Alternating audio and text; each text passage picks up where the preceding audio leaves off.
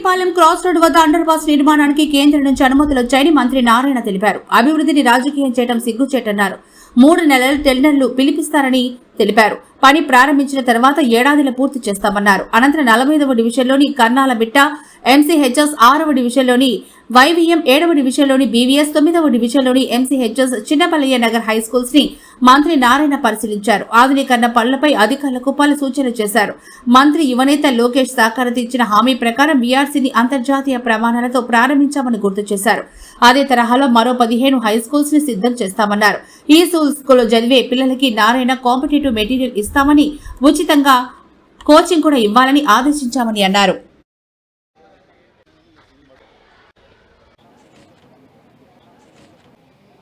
అదేవిధంగా నేను చదివిన ఎలిమెంటరీ స్కూల్ 1 to 5 ఓరిగెంట్ ఎకనామిక్ స్కూల్ అరుణాపురం, దాన్ని కూడా క్లోజ్ చేసేసింది. అంటే గత ప్రభుత్వం స్కూల్స్ క్లోజ్ చేయటమే కానీ డెవలప్ చేస్తామని ఉద్దేశం లేదు. అయితే ఎలక్షన్స్ ముందు విఆర్ఐ స్కూల్ని వెంటనే ఓపెన్ చేస్తానని చెప్పాను. మాట ప్రకారం దాన్ని చక్కగా ఒక ఇంటర్నేషనల్ స్టాండర్డ్లో దాన్ని డెవలప్ చేసి ఓపెన్ చేశాం. గౌరవమైన ఎడ్యుకేషన్ మంత్రివర్యులు లోకేష్ గారికి ప్రత్యేకంగా ధన్యవాదాలు తెలియజేస్తాను.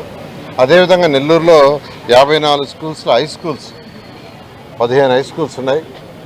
ఈ 15 హై స్కూల్స్ని కూడా మోడర్నైజ్ చేయాలా. రేపు జూన్ కల్లా ఈ స్కూల్స్లో 1వ తరగతి నుంచి 10వ తరగతి ఒక్కొక్క దాతకి ఇచ్చి దాని డిజైన్ అంతా నేనే అధికారులతో మాట్లాడి ఫైనలైజ్ చేస్తున్నాను.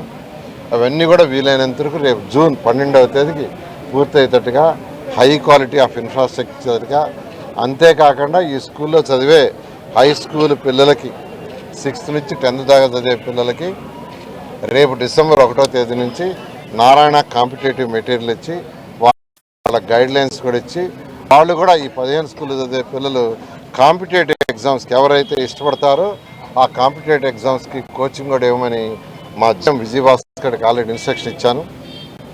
రేపు 1వ తేదీ నుంచి యాక్చువల్గా ఆ ప్రోగ్రామ్ ఉన్న డిఈఓతో వాళ్ళందరితో కోఆర్డినేట్ చేసుకొని 2014-19 చేసాం. అదే పద్ధతిలో మళ్ళా చేయడానికి యాక్చువల్గా ఆదేశించడం జరిగింది.